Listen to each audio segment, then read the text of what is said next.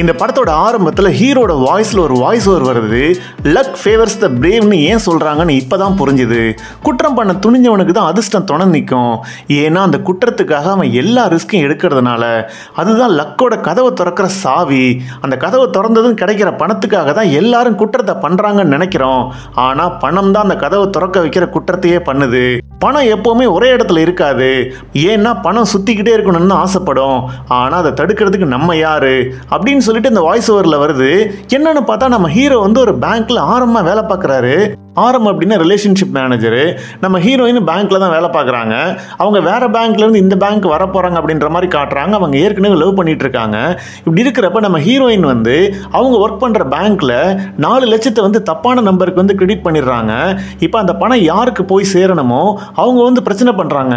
ஏன்னா அந்த பணத்தினால ஒரு பெரிய ஆபரேஷன் நடக்கணும். அந்த பணம் இல்லைன்னா ஒரு உயிர் போயிடும் அப்படிங்கிற மாதிரி ஒரு சூழ்நிலை இருக்கு. இப்போ நம்ம ஹீரோ வந்து ஹீரோயினை போய் பார்க்குறாங்க. இந்த பிரச்சனை எப்படியாவது சமாளிக்கிறேன் அப்படின்னு சொல்றாங்க. நம்ம ஹீரோ ஏற்கனவே தப்பான விஷயங்கள்லாம் ஈடுபட்டிருப்பார் போல.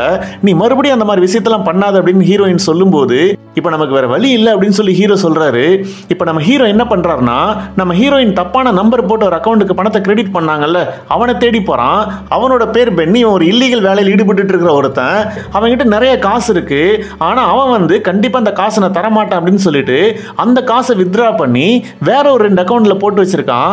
இப்போ நம்ம ஹீரோ அவங்கிட்ட பேசி, நான் உன்னோட ரிலேஷன்ஷிப் மேனேஜரா இருக்கேன், உன்னோட எல்லா ஃபண்ட் மேனேஜ்மெண்ட்டையும் நான் பார்த்துக்கிறேன் அப்படின்னு சொல்லிட்டு அவன் கூட பழகி அவனோட சைனை வந்து இவனே மேட்ச் பண்ணி அவனோட வித்ட்ரால் ஸ்லிப்பையும் யூஸ் பண்ணி அந்த 4 லட்சத்தை அவன் அக்கௌண்ட்ல இருந்து எடுத்துறான்.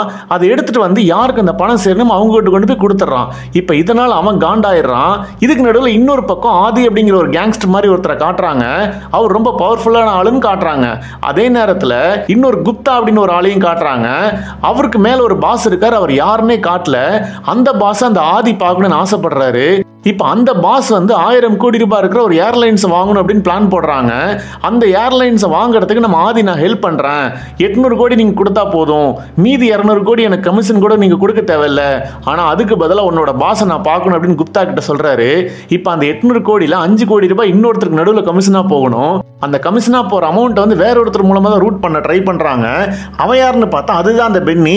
இப்போ அவன் அக்கௌண்ட்டுக்கு போன 5 கோடி ரூபாய் என்ன ஆகுது அப்படின்னா நம்ம ஹீரோட அக்கௌண்ட்டுக்கு வந்துருது. அது நம்ம ஹீரோவோட ஃப்ரீஸ் ஆன ஒரு அக்கௌண்ட். இதனால ஹீரோவுக்கு பிரச்சனை வருது. இப்போ ஆதிக்கு வந்து மிகப்பெரிய அவமானமா போயிடுது. ஏன்னா 5 கோடி ரூபாயை கூட உன்னால ஹேண்டில் பண்ண முடியல, உன்கிட்ட இருந்து யாரோ அடிச்சிட்டாங்க, நீ எப்படி 800 கோடியை ஹேண்டில் பண்ண போற அப்படின்னு சொல்லி குப்தா கேட்டோன்னே ஆதிக்கு ரொம்ப அவமானம் ஆயிடுது. அதனால அவன் நம்ம ஹீரோவை நெருக்கி, எனக்கு இத்தனை நாளைக்குள்ள இந்த டைமுக்குள்ள அந்த 5 கோடி ரூபாய் கொண்டு வந்து கொடுக்கணும் அப்படின்னு சொல்றான். ஆனா இப்போ அந்த பணம் எங்க போச்சுன்னு பாத்தீங்க அப்படின்னா அது அங்கிருந்து வேற ஒரு அக்கௌண்ட்டுக்கு போய் 1000 ஃபேக்கான ட்ரஸ்ட் அக்கௌண்ட்டுக்கு மாறிடுது. இந்த 5 கோடி ரூபாய் அந்த ஆதிக்கு ஒரு பெரிய விஷயமே இல்லை. ஆனா 5 கோடி ரூபாய் கூட உன்னால ஹேண்டில் பண்ண முடியல அப்படின்னு குப்தா கேட்டான்ல, அவன் கேட்டதுக்கோசரம் நம்ம ஹீரோ கிட்ட இருந்து அந்த 5 கோடி ரூபாய் நான் வாங்கி காட்டுறேன் அப்படின்னு சவால் விடுறான். இப்போ நம்ம ஹீரோ அந்த 5 கோடி ரூபாய் எப்படி அரேஞ்ச் பண்ணி கொடுத்தாரு. அப்புறம் ஆதி வந்து ஹீரோ சம்பந்தப்பட்ட எல்லாரையும் மிரட்டாப்ல அந்த ஆதி கிட்ட இருந்து நம்ம ஹீரோ எப்படி தப்பிச்சாரு. நம்ம ஆதி நினைச்ச மாதிரி அந்த ஏர்லைன்ஸை வாங்கி கொடுத்து அந்த பாஸை போய் பார்த்தாரா இல்லையா, அந்த பாஸ் யாரு, இந்த இதில் ஒரு எலி மாதிரி மாட்டிட்டு இருக்கிற நம்ம ஹீரோட லைஃப் என்னாச்சு அப்படிங்கிறது எல்லாத்தையுமே ரொம்ப வித்தியாசமான ஸ்கிரீன் பிளேல சொல்ல ட்ரை பண்ணியிருக்கிற கதை தாங்க இந்த கதை.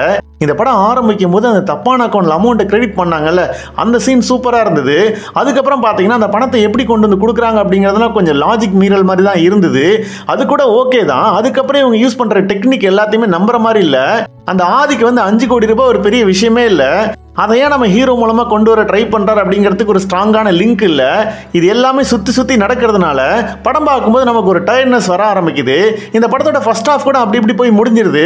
ஆனா செகண்ட் ஹாஃப்ல தான் வில்லன்னால நம்ம ஹீரோவுக்கு என்ன பாதிப்பு, எப்படியாவது நம்ம ஹீரோ வந்து வில்லன் கிட்ட இருந்து தப்பிச்சாகணும் அப்படிங்கிற ஒரு எண்ணமே நமக்கு வர மாட்டேங்குது.